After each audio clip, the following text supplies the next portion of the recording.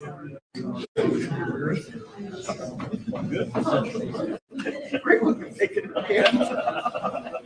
we're just waiting until they come to my door.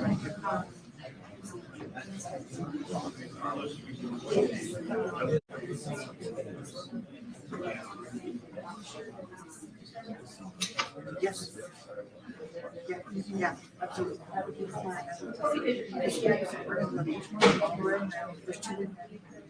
But and that's unfortunate. One is the school. You know what? I was just thinking about it. Exactly. I was driving home and it just popped into my head.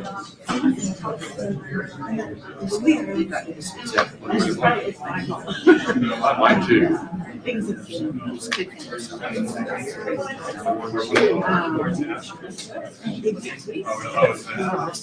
Calendar. He dashed it here. I just got back from a business trip to Vegas.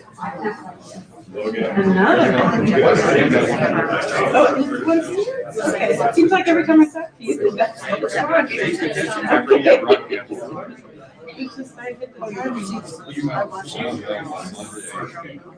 I know. Oh, you just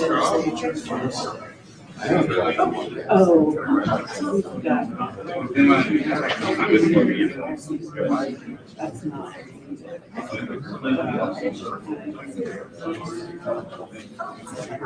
I should have been. I just got that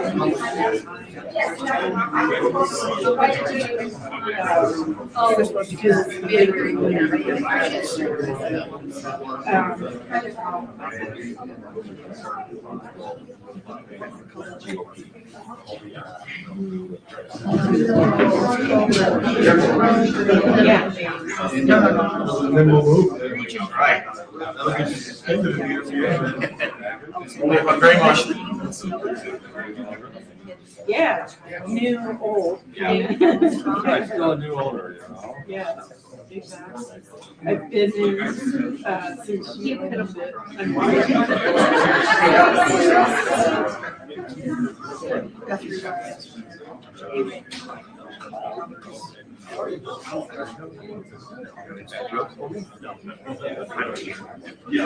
I hear them.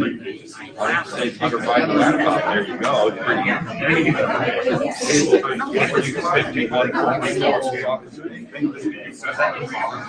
It's pretty good now.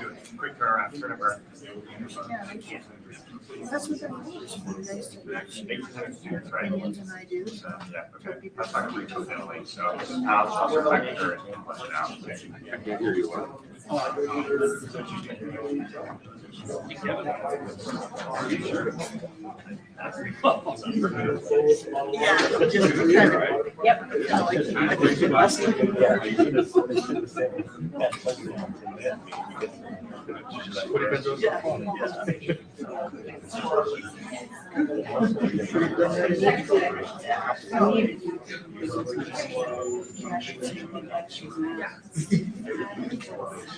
I can slide down on and he can slide. No, that's.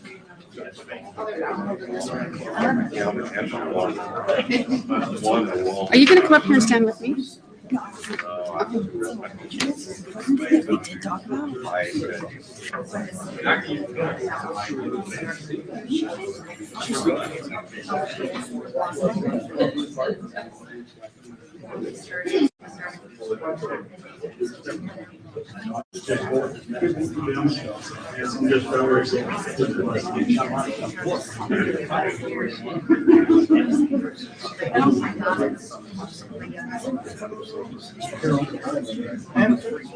No trip. Or new trip, fall. Probably be a liability.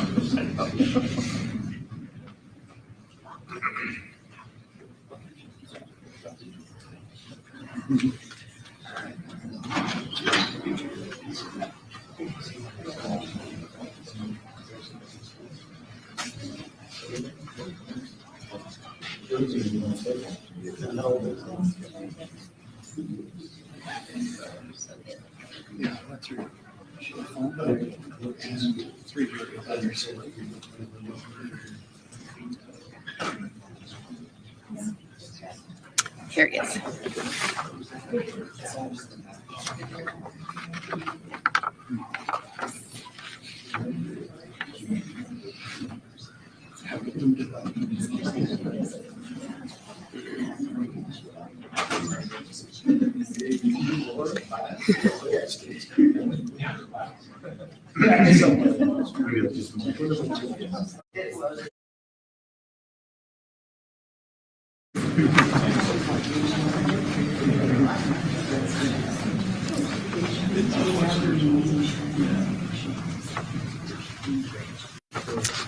Courtney, did you need from him, or we're okay to go? Okay. All righty, we're going to go ahead and get started. We thank everybody for coming. Yeah, come on over, Doug. Sure. Whoever speaks it out, we need Doug up there. Yes, absolutely. Okay, can everybody hear okay? Okay, so what we're going to do is we're going to say a statement, and then we're also going to have the school district, to make a statement as well. And then at the end, if anybody has any questions, we'll do our best to get those answered for you. So we want to thank everyone for coming. We are here to provide an update on the structure fire that took place today at Highland High School on April 21st at 3:57 a.m. After the notice of the fire, a full response was dispatched to the fire. A full response entails 4 engines, 2 ambulances, and a battalion chief. Chubbuck Fire was also requested and sent resources to aid in suppression efforts. Crews have been working diligently to suppress the fire, and as of 12:37 today, the fire was contained. Crews are currently working on mopping up any hot spots. The fire has been contained to the D portion of the building, which houses the main gym, the cafeteria, band, and the choir rooms. There is some smoke and water damages to other portions of the building, but there is no fire damage. We were made aware of some classroom pets in other portions of the building, and we have worked with school officials to get those pets removed. The investigation is ongoing, and this is going to be a joint effort between the Pocatello Fire Department, the Pocatello Police Department, the State Fire Marshal's Office, and the Bureau of Alcohol, Tobacco, and Firearms. This investigation can take several days. We want to thank all the agencies who have reached out and offered assistance and resources, as well as several community organizations who have provided food and water for emergency responders. We ask the community to avoid the area while emergency responders continue to work and investigators do their job to determine the cause of the fire. We are also asking if the public can avoid flying drones over the area to allow the investigators to do their job. We will try to provide updates as soon as we have information available. Also, we wanted to mention that our fire chief wishes he could be here today. He's currently back at the Executive Fire Officer course at the National Fire Academy, but he has been involved in this the entire time and is monitoring it and continues to give feedback on that. So I'm going to turn it over now to Richard Bigelow, who's our city building official, and he can comment on his portion. Thank you. My name is Richard Bigelow. I'm the building official for the city of Pocatello.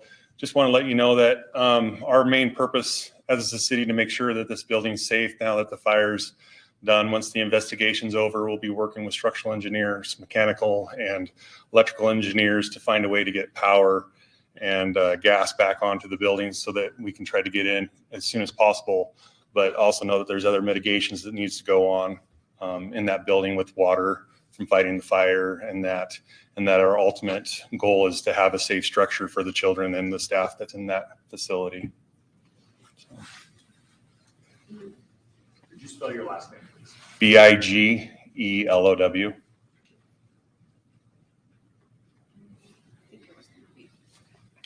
Yeah, I think Courtney mentioned you wanted to talk, right? Okay.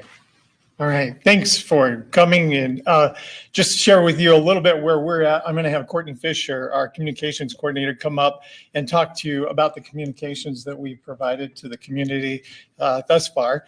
We were able to meet with Highland administration early. Like the formal meeting was about 9:30. The informal meeting was at 4:30. And so we were able to start discussing how we move forward, both immediate needs, short-term needs, and long-term needs. Then we also met with the staff today at about 11 a.m. and we had about an hour and a half discussion with them as how we move forward.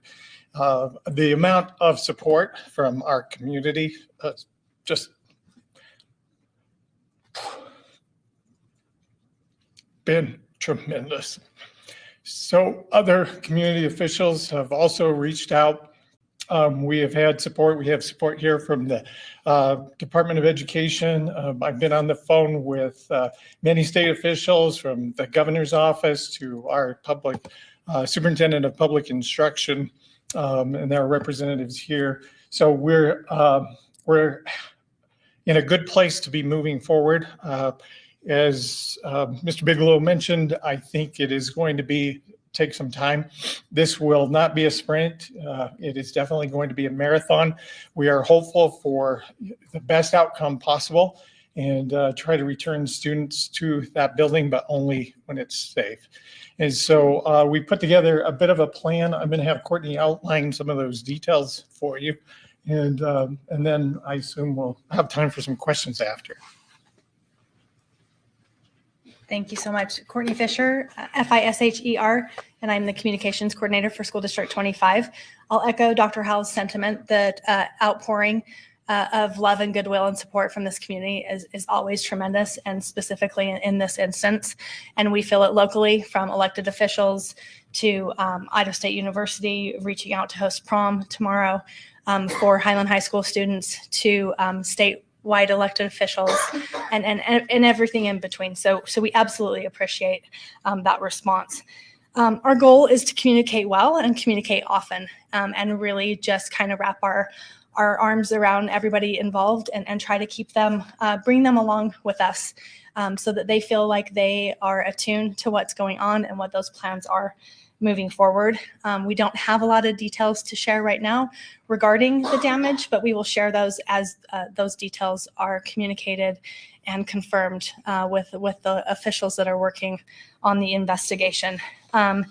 We are responsible for communicating to our stakeholders, and those stakeholders first and foremost are our learners and their families and our staff members, and our community stakeholders as well. We understand that the community has an investment in public education and Highland High School, and so we will bring the community along with us as much as we can. We are communicating directly with our families through Infinite Campus, which is our emergency messaging system, and then we will be communicating elsewhere with community members through our Facebook page. So please follow School District 25 Facebook page for official updates, and also st25.us/urgent. That's urgent, URGENT. And we will be sharing all of those updates there. So if you feel like you want to know what's going on with the most up-to-date official communications, please follow and share that information. We really want to make sure that we avoid any rumors or miscommunication through this. So I think it's important for us to band together as a community to make sure we're sharing information from official sources. As Dr. Howell indicated, we do have a preliminary plan. We have an amazing team of administrators from the district office, from Highland High School. Our staff is amazing. Our parents are amazing. And so we band together at times like these to make plans for the best plans moving forward. So we have immediate needs. Those immediate needs are being addressed as follows. Tomorrow is prom. And Idaho State University and Kevin Satterley, President Satterley was here, but he had to take off. But ISU has been tremendous in offering support. And we will be hosting prom at the Pond Student Union Building Ballroom tomorrow as planned at 8:30 for those Highland High School students. Monday, April 24th, we will be canceling school for Highland. On Tuesday, April 24th, we will start a virtual schedule. We already had a virtual day planned, so it is a natural progression for us to keep that virtual day. And then that just kind of leads us naturally into having a virtual schedule for remote learning will be starting Tuesday, April 25th through Friday, April 28th. And then more details will follow regarding what students and their families can expect for that. Midterm grade posting will be temporarily postponed, and then we will just keep you updated, but that is the schedule is followed, and we will continue to make those plans for the short term. And as Dr. Howe said, this is going to be a long haul.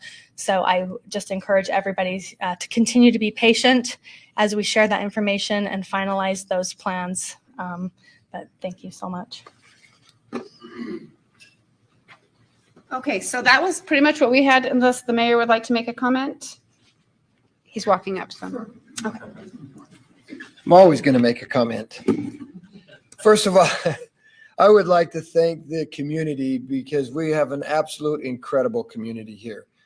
One of the first phone calls I received was from one of our state representatives, and it was nice to have the state behind us then as well. At that point, I went up to Highland High School as I watched our first responders literally take this giant of a problem and contain it and make it actually save a lot of real estate and save a lot of money in the process. We spend a lot of time with training, and we spend a lot of time and money in that aspect. And it's amazing when all of that training comes to fruition and we get to watch them in action. They did an incredible job. I want to personally thank our firefighters for their actions, the way that they worked. I want to thank our police department, the way that they worked together. I'm very excited to get this process completed so we can move out of the way so the school district can then start with the process of rebuilding and doing what they need to do as far as the school district's concerned. It's incredible to have the Idaho State University in our community that also reached out, one of the first people to reach out and say, what can we do? We're available. I had a number of citizens that said, I have classroom space if the school district needs classroom space to help them finish the school year off.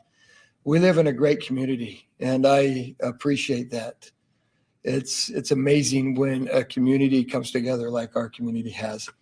I would like to just once again thank the firefighters, thank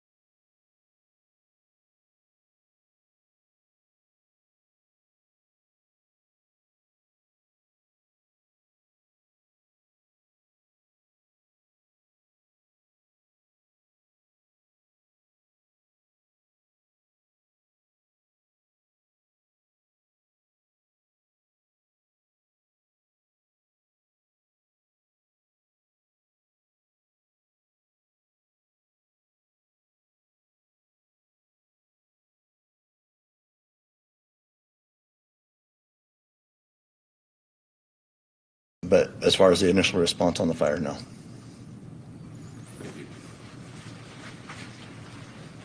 Kim, I don't want to stand up because our camera